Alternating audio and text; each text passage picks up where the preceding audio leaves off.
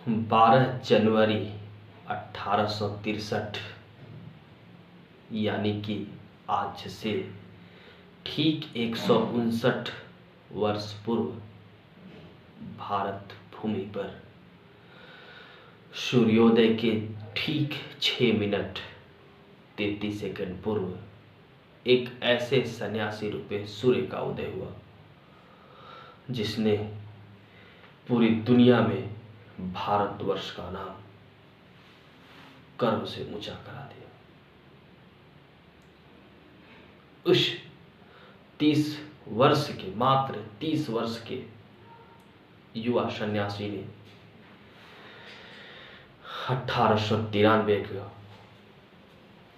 उस शिकागो धर्म सम्मेलन में, जहां पूरी दुनिया से अपने अपने धर्म का प्रतिनिधित्व करने के लिए प्रतिनिधि आए हुए थे, जिसमें से इस युवा सन्यासी ने सिर्फ उस शब्द के द्वारा मेरे अमेरिका के भाई बहनों, मात्र इस शब्द ने वहां बैठे लोगों को यह मजबूर कर दिया कि ये खड़े होकर 2.5 मिनट तक उस बात से लगातार वो हॉल, वो कंसर्ट तालियों से गूंजता रहा। तो मैं स्वामी विवेकानंद स्वामी जी के जीवन से जुड़े कुछ वैसे पहलुओं को आपके साथ बांटने आया हूं जो कि हम सबों को उनसे सीखनी चाहिए। तो चलिए कुछ ऐसे वक्तव्य, ऐसी बातों को आपके साथ शेयर करते हैं जो कि आपको जीवन की भटकती राह में, जीवन की जो ये विडंबनाएं हैं उसमें आपको मार्गदर्शन करेगा। तो मैं सबसे पहले बात करता हूं उनके प्रारंभिक जीवन की। तो मैं बता दूं कि स्वामी विवेकानंद का जन्म 12 जनवरी 1863 को कोलकाता के एक सामान्य मध्यवर्गीय परिवार में हुआ था। उनके बचपन का नाम उनकी माता ने वीरेश्वर रखा था और प्यार से उन्हें बिल्ली बिल्ली कहकर पुकारती थी, और बाद में उनका नाम नरेंद्र दत्त रखा गया। वही नरेंद्र दत्त बालक जो आगे चलकर विवेकानंद, स्वामी विवेकानंद कहलाए। मैं एक पूरी यात्रा बता रहा हूं। नरेंद्र दत्त यानी कि स्वामी विवेकानंद के जीवन से सीखने वाली वो बातें मैं आपसे बता रहा हूं। मैं सबसे पहले जो विश्व प्रसिद्ध जो भाषण है, यानी कि धर्म सम्मेलन से जुड़ी हुई विश्व की जो सभी ढेर सारी व्याख्यानों में से एक शिकागो धर्म सम्मेलन की बात करता हूं, जिसकी शुरुआत स्वामी विवेकानंद ने इस वाक्य से शुरू किया था कि मेरे अमेरिका के भाई बहनों, मैं आपको दिल से, मैं आपको उसके लिए धन्यवाद करता हूं कि आपने मुझे इतना तहे दिल से मुझे इस सभा में स्वीकार किया। मैं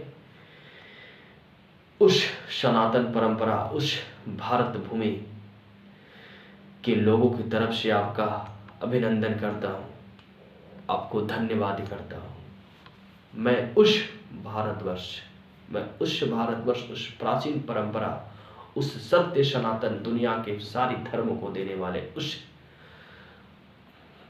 सनातन परंपरा की तरफ से आपका धन्यवाद करता हूँ।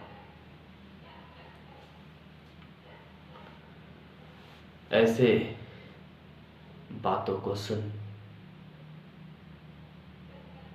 वहां बैठे सारे लोग उनकी बातों को सुनकर कई मिनटों तक तालियों से कंसर्ट गूंजता रहा। आगे और बात करें, उन्होंने आगे कहा, उन्होंने एक धर्म को एक कई नदियों का रूप बताया और इतनी शालीनता से धर्म की परिभाषा दी। उन्होंने अपनी वक्तव्य में, अपनी भाषण में बातें कही कि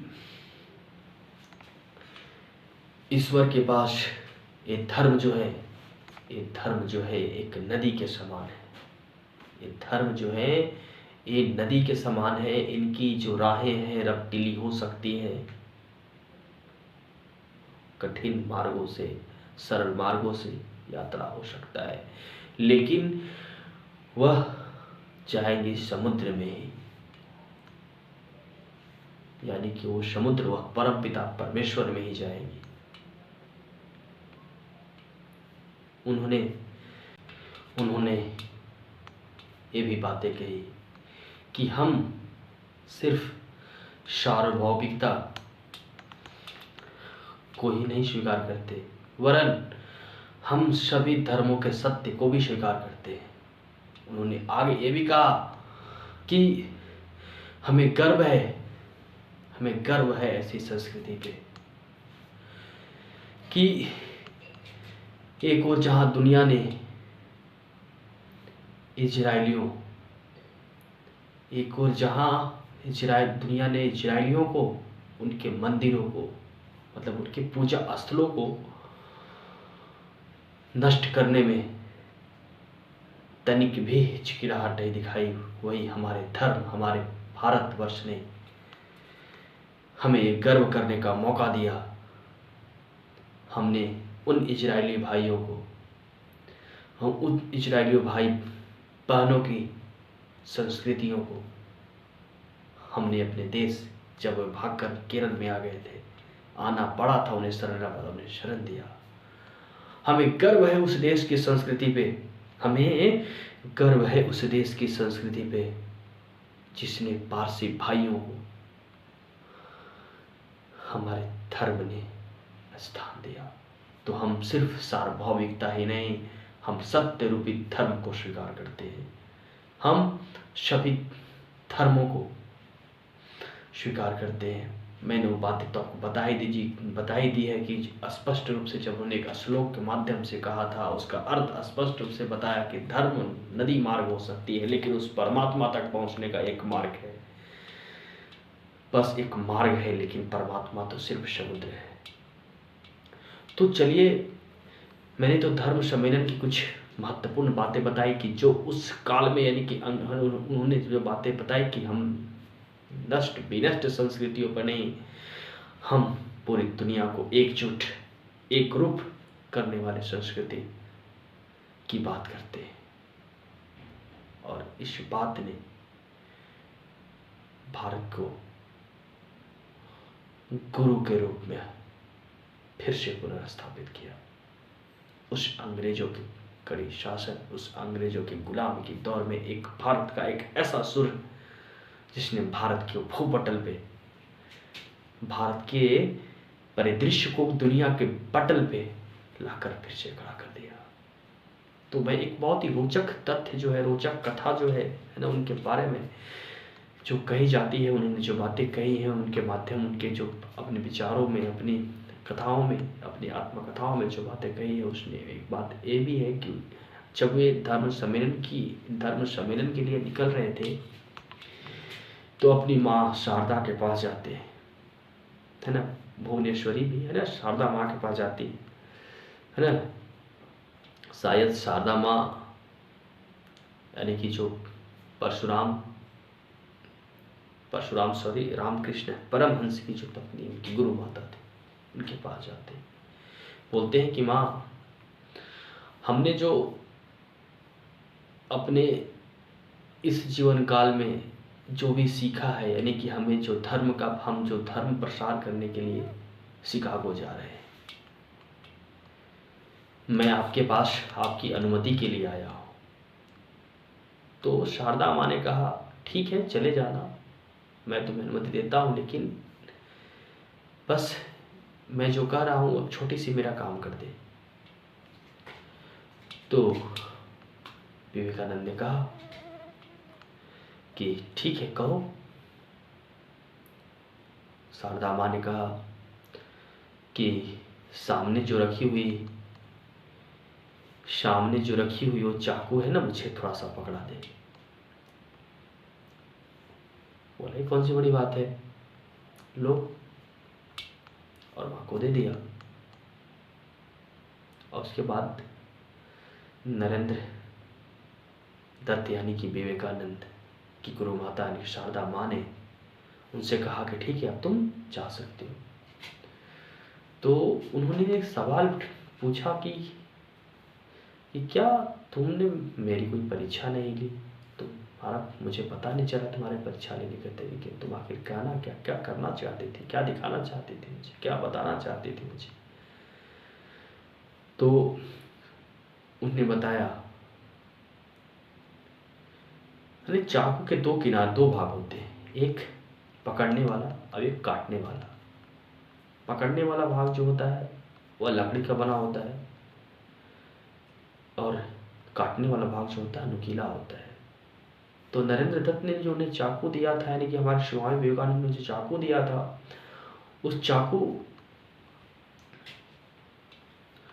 को नरेंद्र दत्त यानी कि स्वामी विवेकानंद ने नुकीले भाग को अपनी तरफ रखकर अपनी माँ की तरफ उस लकड़ी वाले भाग को दिया, जो है साबित करती है। तो उसकी माँ ने बताया, जो है साबित करती है कि तुम सारी परेशानियां, सारे दुख अपनी ओर ले लोगे, लेकिन इस भारतवर्ष में, इस दुनिया, इस संसार को तुम कभी भी कष्ट नहीं होने देगे। तो यह साबित कर सकते हैं कि तुम इस योग्य हो कि जाओ तुम वहाँ उसके प्रतिनिधि बन सकते हो, तुम पूरे देश, पूरे दुनिया का सही मार्ग पे लाने का काम करोगे। और अनुमति मिली और वहाँ से चले गए। तो ऐसे थे हमारे नरेंद्र दत्त। उन्होंने इतनी छोटी छोटी बातों में पूरी दुनिया, पूरे भारत, पूरी दुनिया के युवा से लेकर हर वर्ग को उसे साहस, शौर्य भरने का काम किया। उनकी जो सबसे प्रचलित बातें हैं, उठो, जागो और तब तक संघर्ष करो जब तक कि तुम सफल ना हो जाओ। जिस काम को करो उसमें अपनी पूरी जो आत्मबल है उसको झोंक दो। एक समय में बस एक ही काम करो और उसमें पूरी की पूरी जो आत्मशक्ति है वो सौंप दो, वो काम सफल होगा। उसके अलावा जो मेरा सबसे प्रिय जो वाक्य है, उनकी जो पंक्तियां हैं जो हमें ऊर्जावान करती है, हमें हमारे अंदर ऊर्जा का संचार करती है, उन्होंने जो बातें कही थी कि संभव, अगर संभव की परिभाषा जानना चाहते हो कि संभव क्या है, तो असंभव की सीमा को पार कर जाओ, जो बताती है कि दुनिया में कोई भी असंभव नहीं है। अगर इंसान के अंदर, इंसान के शरीर यानी कि मानव के शरीर के अंदर वो तमाम ऊर्जाएं हैं, यानी कि सारी यानी कि सारे ब्रह्मांड की ऊर्जा उस मनुष्य में संग्रहित है। बस उस ऊर्जा को अपने कर्म से, अपने निष्ठा से, अपने आप को जानने से वो सारी ऊर्जाएं जो है उसे एकजुट, उस एकाकार देती है, जो वो चाहे तो किसी भी लक्ष्य को प्राप्त कर सकता है।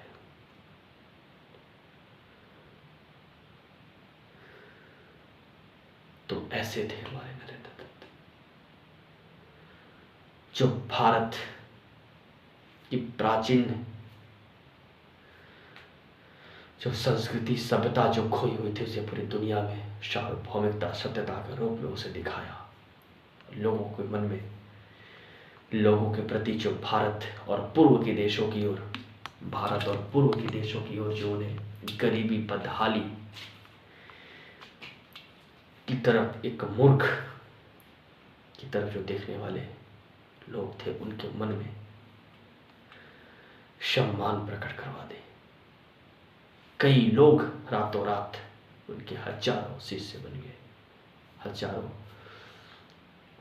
है ना। उनकी एक छोटी सी बात और मैं आपसे बताना चाहता हूँ कि जब वे वहाँ धर्म सम्मेलन में भाग लेने जा रहे थे तो कुछ लोग उनसे मिलते हैं और उनके शरीर पर एक चीर, यानी कि बस एक वस्त्र जो है जिसको पूरी शरीर को ढके हुए रहते हैं, और कहते हैं कि क्या, तो लोग जो आसपास जो कुछ लोग होते हैं जो अपने आप को सूट बूट में देखकर बहुत ही गर्व से महसूस करते हैं, वो पूछते हैं कि क्या आपका यही परिधान है। सॉरी, ये नहीं पूछा था ना, मैं बता रहा हूँ, मुझसे गलती हो रही है। ये पूछा था उनसे कि आपके पास क्या है, तो उन्होंने बताया था बस मेरे पास सिर्फ यही एक वस्त्र के रूप में, बस यही एक वस्त्र चीज। सारे लोग उसकी ठिठोली करते, हंसी बनाते, तो उस बात को बहुत ही प्यार से उन्हें समझाते, बताते हैं कि इंसान का जो पहचान है उसके संस्कृति से होती है, उसके चरित्र से होती है, उसके पहनावे से नहीं। सारे के सारे लोग नतमस्तक हो जाते हैं।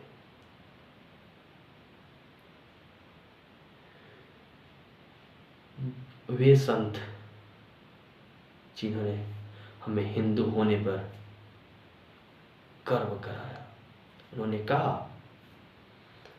कि हम उस सनातन धर्म से हैं, उस सनातन परंपरा से हैं जिन्होंने पूरी दुनिया को धर्म सिखलाया, सन्मार्ग सिखलाई, सहिष्णुता सिखाई। तो आज राष्ट्रीय युवा दिवस के रूप में, आज जो 25वां युवा दिवस है, और पूरे भारतवर्ष के युवा से लेकर हर वर्ग, भारत के सच्चे सन्यासी को याद कर रही है, तो मुझे भी लगा कि मैं भी जितना हद तक हो सके मैं उनकी जयंती पर उन्हें सादर नमन करता हूँ, बारंबार चरण स्पर्श करता हूँ और उनके द्वारा दिए गए ज्ञान को आत्मसात कर मेरी अंतिम सांसें इस भारत भूमि, इस भारतवर्ष के कल्याण के लिए ही रहेंगी। हम अपनी सहिष्णुता, सार्वभौमिकता, सर्वनिष्ठा, सर्वधर्म सम्मान के साथ भारत को हमेशा हमेशा उसे ऊपर स्थापित करने का प्रयास करूंगा और इनके विचारों के द्वारा हर एक जनमानस के हृदय केंद्र में स्थापित करने का प्रयास कर भारत को विवेकानंद की धरती के रूप में स्थापित करने का प्रयास करूं। और सभी को अपने अपने धर्म को जय जयकार करने का अधिकार है, इसलिए मैं भी कहता हूं कि गर्व से कहो हम हिंदू हैं। जय भारत, जय सनातन।